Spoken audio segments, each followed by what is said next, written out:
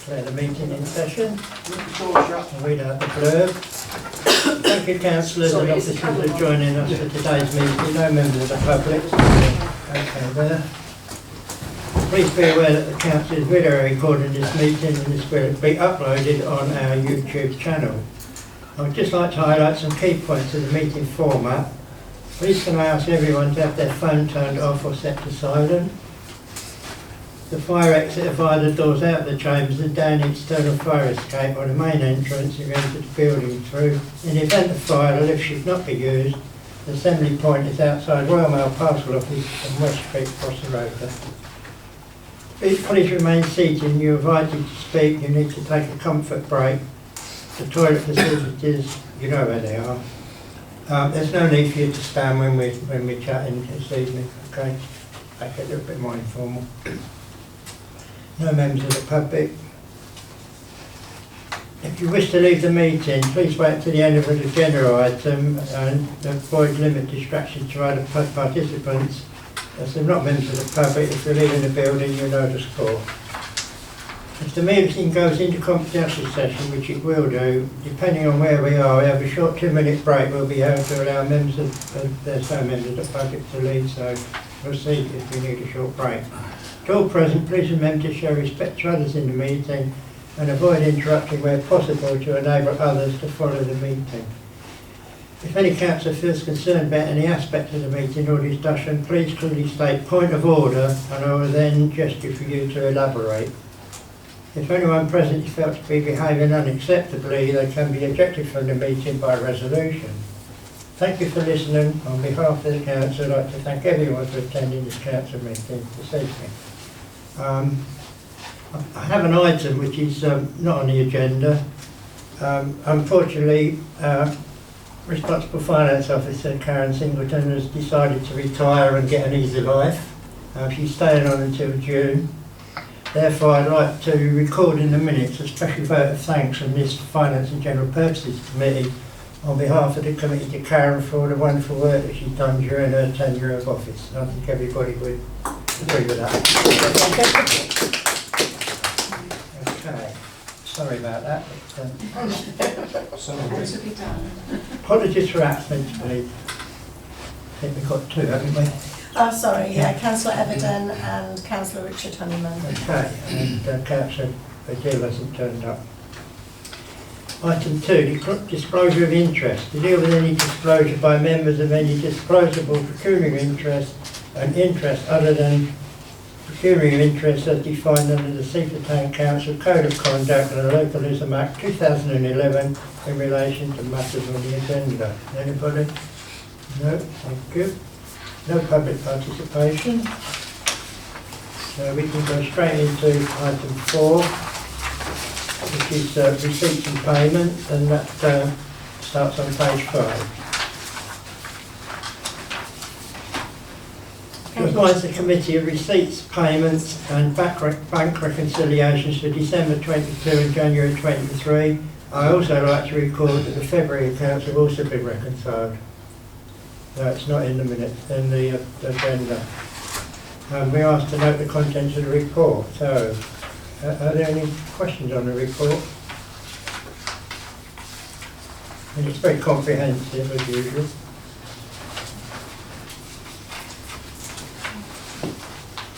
And if you're reading it through, our funds are quite healthy at the moment. And we've got quite an amount in the CCLA account.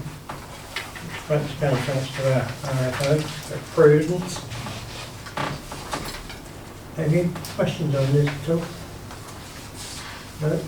Somebody to recommend that we note the report? Councillor Payne, seconded. Councillor Honeyman, all in favour? That's carried. Thank you very much. So the next item on the agenda is item 5, Finance Report to 31st of January, which starts on page 9.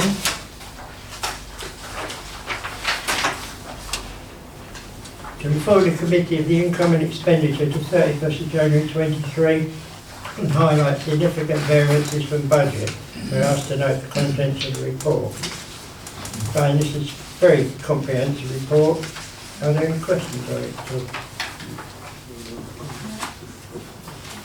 Yes, Councillor Moreau. It's just the question I raised at the golf review meeting last week has been answered. About the insurance increase again. I think the insurance changes, doesn't it? Yeah, it's because of new equipment, doesn't it? Yes, Should I just ask you, probably just I've spotted it before, but the Salts Cafe Electric, 6,000. Yes, Chair. The situation with that is that Salts Cafe used to pay for their own electricity directly, but when we put in the floodlights at the tennis courts, we couldn't get a separately identifiable electricity supply. So we've used the same one. So basically we get the bill now and we recharge the Salts Cafe, their portion of it, and then a portion of it is spent on our floodlights. So what we've also done is, if you look at page, if you look at page 11, we've separated out tennis electricity, Salts Cafe electricity, and electricity 4055, which we all used to be on, is just the changing rooms on the Salts. But we've also got an offset. If you look up above, there's the electricity recharge, 1057, which is the same amount as the Salts Cafe. I didn't spot that, sorry. Okay. Oh, it's just an observation that I was just going to say it's much easier to do these reports now with the variance reporting, because it's easy just to go straight down the lists there and see what's previously and current. I'm just going to say it's really useful having that there. Yeah. Yes, it is, isn't it? Yes, it makes it much easier. Yeah. There's not much actually new in that one anyway, so from the previous reports, if you've read it through. Any other queries or questions at all? Somebody like to propose that we note the contents report? Councillor Payne, seconding. Councillor O'Reilly, all in favour? That's carried. Thank you very much. Okay, the next one is item 6, which is the annual investment strategy, which starts on page 28. Got me coughing now. Sorry, Chair. All right. I'm really trying not to. Purpose of the report to consider the annual investment strategy 23-24. 1. To recommend the full council approve the annual investment strategy set out in 2023-24 as set out in Appendix A. And 2. To note the contents of the report. So, the RFO want to say anything about Yeah, I'd just like to comment, Chair, that there's no changes to the actual strategy. The only changes are the amount that we're likely to have in the accounts at any one time, and that's the amount that we're likely to have in April when we get 6 months of the precept in along with everything else. And the other comment is just that we've got £33,000 worth of interest at the end of February, which is amazing because it's really not what we expected, because last year the situation was absolutely dire and we got hardly any. Well, this time last year we got £764 in interest, and we budgeted because we just didn't know what was going to happen, and because interest rates have gone up, then we're well and truly over budget. So that's my only comment, but I'm happy to take any questions on the investment strategy. That's on the CCLA account, isn't it? The interest. The interest is on the CCLA account. That's considerably more than last time. Yeah, it is. Great. Yeah. Although it doesn't help with the cost of living, but there you go. Okay, so. I mean, can I also just mention that in the strategy, there is provision to have a different account within the CCLA, which is the Local Authority Property Fund, but you've got to tie it up for a longer period of time than we do. The one that we've got at the moment is instant access, so we can get it out, at a same day notice if we need to, as long as you do it early enough. Whereas the Local Authority Property Fund's not quite the same, but it does earn a lot more interest, so maybe the new council might actually have a look at whether it's worth putting something in it, £500,000 maybe, something like that, seeing as we've got extra funds at the moment. Well, I think with our current commitments and that there probably isn't enough money to put into that sort of account on a long-term basis. Yeah, we'd need to consider that it was, you know, we need to consider what we were going to spend in the next few years. Yeah. Yes, Councillor Bowman. Yeah. Is the interest paid yearly? And this particular one, no, it's monthly. It's monthly, so Yeah. that's sort of just accumulated over. It goes 12 months, isn't it, to January to December? This is it's just paid every month for as long as the money's in there, yeah. And we just literally draw it down as we need it. Just ask, Chair. I probably ought to know the answer to this, but what's the basic difference between this deposit interest account and the general reserve? I mean, this is just that we use this as an income source when there's interest rates are paid? This is a bank account, so you've got your bank accounts and you've got your general reserve. Your general reserve is an accounting reserve, and it takes into account money that's owed, money that's not been received, like your debtors and your creditors and things. So you might, it would be less if you owed money, but the bank account would show different. So the bank account would still have that money in there, but yet your general reserve would be less. So they're different things. But this is it an arbitrary amount that we leave in this interest deposit account? We have like a working balance on about 200,000, 200,000 we're trying to keep in the current account as a maximum, and when we sort of think that we need some more, we draw it down often at about 100,000 at a time. So from the CCLA. I see. But they are just different things. I mean, you could say that the general reserve is held within the CCLA and the co-op bank account, but the balances on both are different. Right. You've got to take into account your debtors and your creditors. You can find it increases after 6 months period because we get a preset payment in 6 months, so every 6 months it goes up a bit and it comes down as we draw off to pay off debts and things. So pretty much as soon as we get that preset payment in April, we'll put just all of it probably into the CCLA to get interest. Right, particularly now. Yeah, particularly now, yeah. Okay. Any other questions at all? Okay, so we've got, we recommended to full council approve the annual investment strategy 23-24 set out appendix 8 and note the confidential report, take them both together. Okay, those are proposed we accept them. Councillor Argent, seconded. Councillor Wardhaven, all in favour? Thank you very much. Okay, the next one is item 7, which is the discretionary requirements policy, which starts on page 34.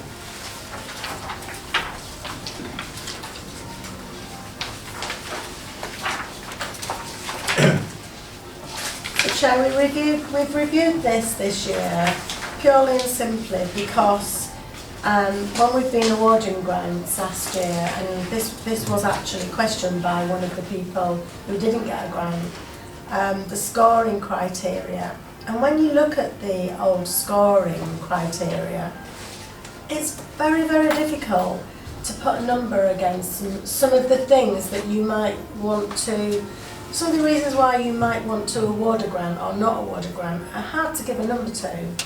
So we're now saying that they're awarding criteria rather than being scored against, but obviously we're open to whatever you chair members of the committee want to do, you know, to change this if you think anything else should be added. But we wanted to make it more transparent really as to the process that we actually follow.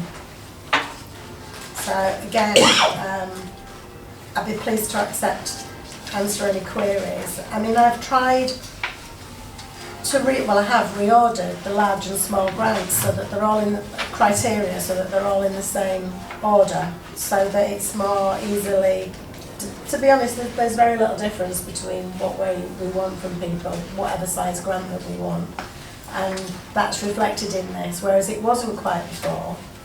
But nothing's actually, the meaning of anything has not changed. Okay, if you read the document in 1.4, you'll find that there are 3 big changes that are recommended there, A, B and C. which is documentation requirements, awarding criteria and awarding the grant. So they're the sort of changes. And I think I have to agree with the RFO that it was about time that we brought the two policies in line with each other so that they're almost equal, although the small grants is not quite as onerous as the large grants. And then we're all batting off the same sheet, so to say. Whereas before we were trying to work out two different methods, and I'm sure that gave a lot of grief to the finance staff. So now we're on the same procedure. Questions? Yes, Councillor Payne. On 4.1D, it says, is the applicant a voluntary or community group? Would we have a case where it wasn't? We have had in the past, yes. Yeah, all right. Yeah. Why would we do that? Well, anybody can apply. We don't stop people applying, so sometimes they have applied. But we only really fund voluntary or community groups, so you could say it doesn't need to be in there, it just in the awarding criteria. Yeah, I mean that was my thought, you know, because you'd put a zero there if there wasn't. Yeah. Yeah, but is it in there a bit earlier? I think also, I'm not sure it's last year, or the year before, we had one company asking for two there's grants. no businesses, commercial organisations, religious groups, political parties, Yeah, I suppose or it's like... individuals. I think it's clarified it a bit more now. Yeah, the awarding criteria really is for you to look down and make sure it's like have the documents that we've asked for been given, and that is a tick box. Right. Again, not a number or anything, it's a tick Oh, box. right, okay. Yes, they have been given. Has the applicant specified how the grant will be used? Yes, they have. You know, it's that, and is it a voluntary or community group? Yes, it is, because if it isn't, we would tell you it's a no. Yeah. You know. So it's rather than the awarding criteria, it's more verification of application, isn't it? It is, yeah. Rather than Yeah.